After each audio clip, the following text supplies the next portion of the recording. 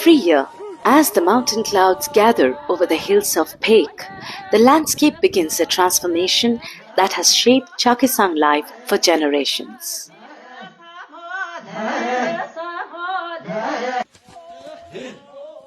Across the district, mountain sides turn into shimmering stairways of water and green.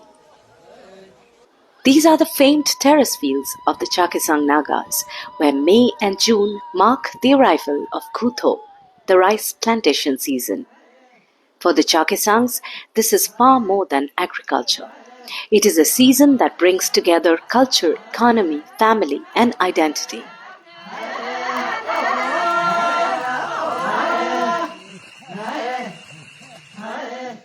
Among Nagaland's 16 major tribes, terrace cultivation remains mostly closely associated with the Chakhesangs, Angamis, and other Tenyimi communities.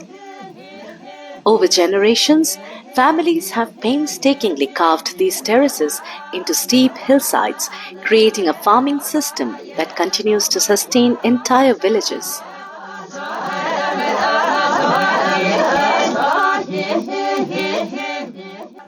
The terraces are not simply fields, they are inherited wealth, their family history written into the landscape, and every planting season, that legacy comes alive once again.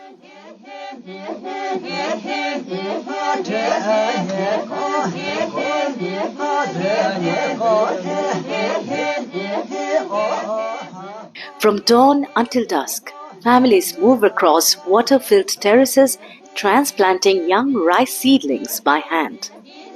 The work follows a rhythm that has remained largely unchanged for centuries. There is conversation and laughter, and sometimes the sounds of traditional work songs floating across the valley.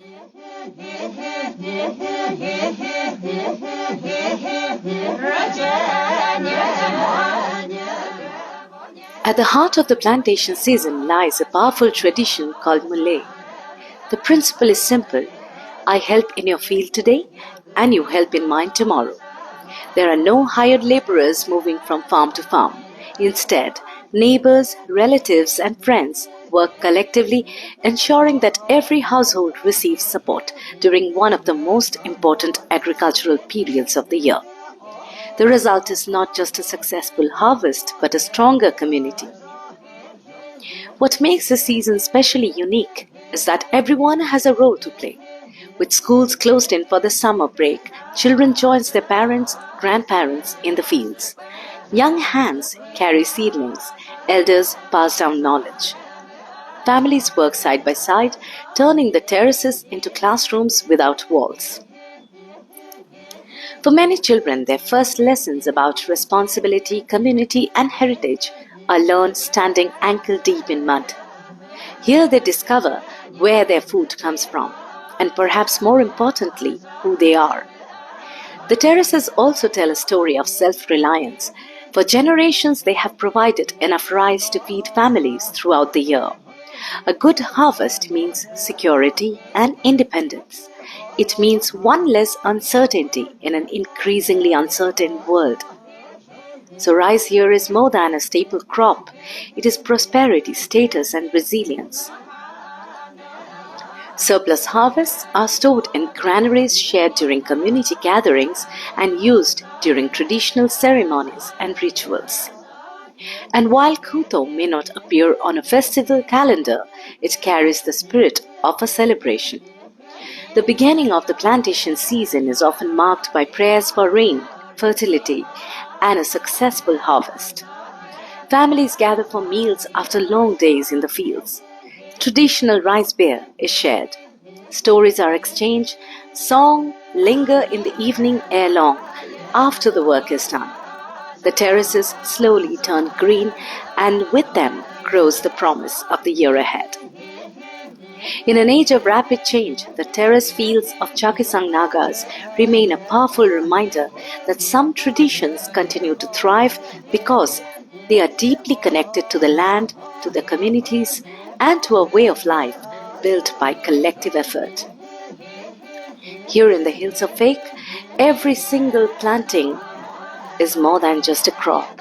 It is an investment in heritage, a lesson passed from one generation to the next, and a living tradition that continues to nourish both people and identity. Every morning in our house begins with a race. Shoes, slippers, everything on the ground. Mom shouting for breakfast. Dad's hunting for geese. And I'm in a hurry putting on my socks. Shillong's roads are always full. Honking cars, parents rushing, everyone trying to reach somewhere first. Then one day, the STEM's bus came to our lane. Big, bright yellow, like sunshine on wheels.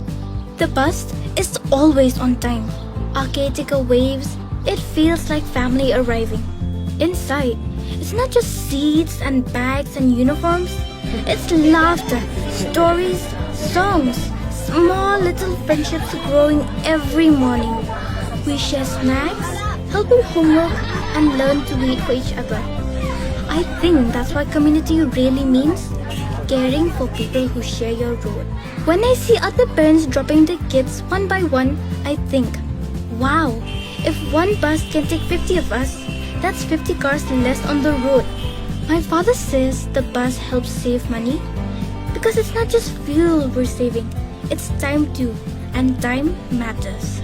And my mother knows exactly where I am, every turn, every stop, all thanks to the STEM's app on her phone. The bus feels safe, clean seats, big mirrors, and a careful driver. When a new student comes in, we always make space, and by the next stop, we're already laughing. When we reach school, our caretaker walks us right to the gate. And after school, the caretakers are always waiting, smiling as they walk us back to the bus. The caretaker feels this bus has made life easier, but to me, it made life a lot more happier. Because one bus doesn't just save money or time, it saves mornings. It gives us cleaner air, calmer roads, and families who can breathe a little easier. I think our city is growing smarter, not faster, just kinder. And every day, this bus carries something more than just us children. It carries stories, friendships, dreams, the small moments that slowly becomes memories, and carrying a little bit of Meghalaya's heart with them. Every day, as the bus doors shut and the engine hums to life, I take a quiet moment to be grateful for the journey, for the care, and for everyone who makes it possible. This is STEMS, our ride, our happiness, our tomorrow.